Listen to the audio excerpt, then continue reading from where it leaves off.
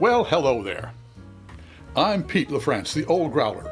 Welcome to Meeting Expectations. If this is your first time here, what we do is we take a look at a can or a bottle of beer. Sometimes a spirit or wine might drop by. We take a look at what they tell us about on the label. We crack it open and see if it meets expectations.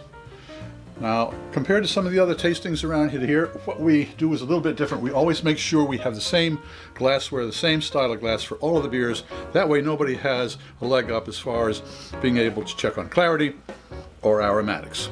And speaking of aromatics, I do tastings a little bit differently here. I do is see, then sip, then sniff, and then speak. Why? Because sometimes the nose can deceive the taste olfactories. So I'll let Fred Dex, Master Sommelier, explain it all to you. He does it a lot better.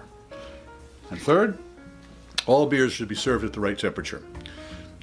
Ales ferment at a higher temperature, so they should be tasted at a higher temperature. By high temperature, I mean cellar temperature, which is 50 Fahrenheit to 55 Fahrenheit.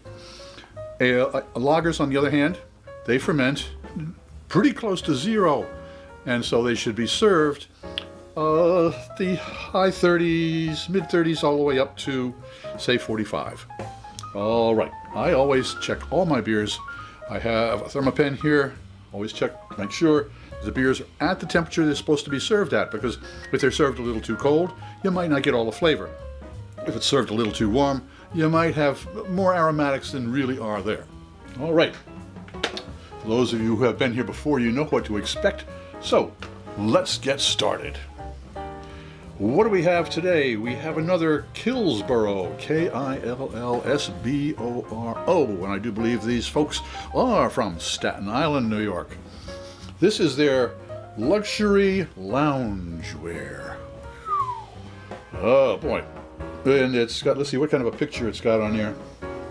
It's got a lot of haze on there, and it kind of, I can't quite make it, looks like a fella standing there with in a hoodie, so I can't figure that out.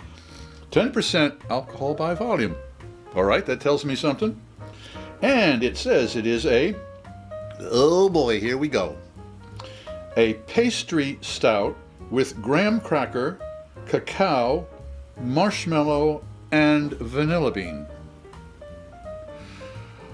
Let me go over that again. A stout with graham cracker, cacao, chocolate, marshmallow, and vanilla bean. So we have a s'mores in a can here. What sounds like, it's what they're trying to sell me.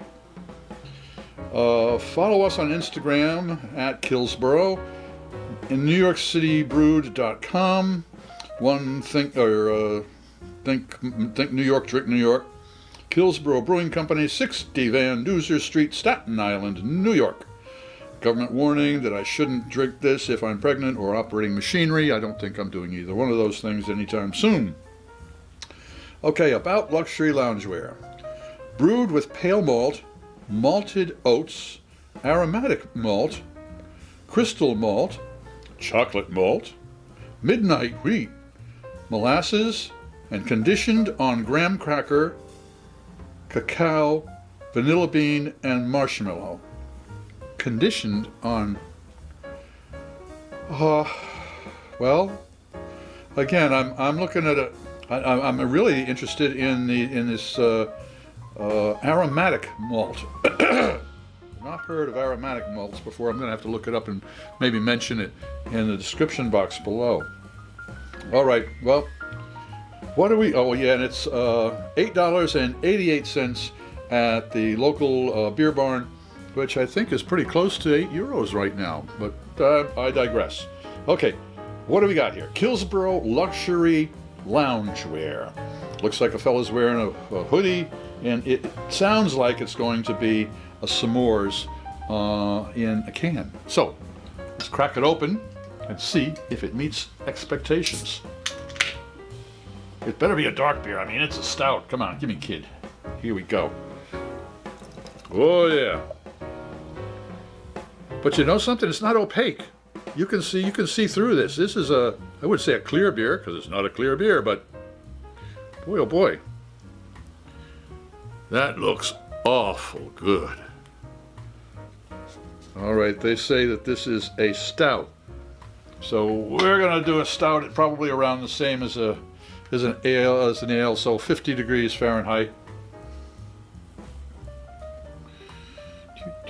We are at 55 degrees Fahrenheit, so it's at an optimum temperature. Well, it certainly looks like a stout. It doesn't look like a s'more, but it looks like a stout. So we're going to take this first swig. Cheers.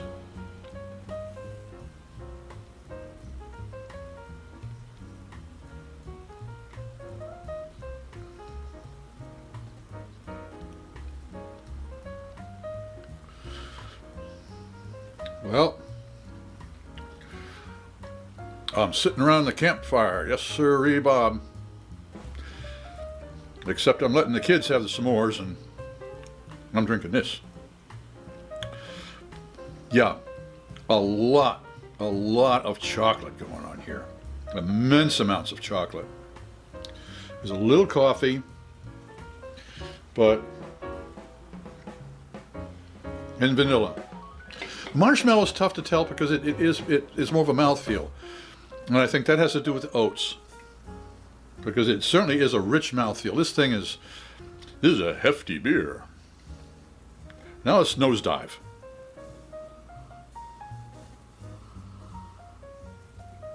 And I get a lot of chocolate there, but some coffee. I don't know where the coffee is coming from, but I'm going to dive down again and see if I can find out.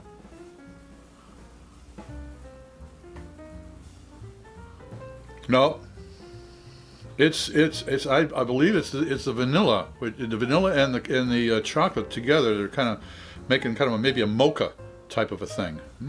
Oh, one more swig.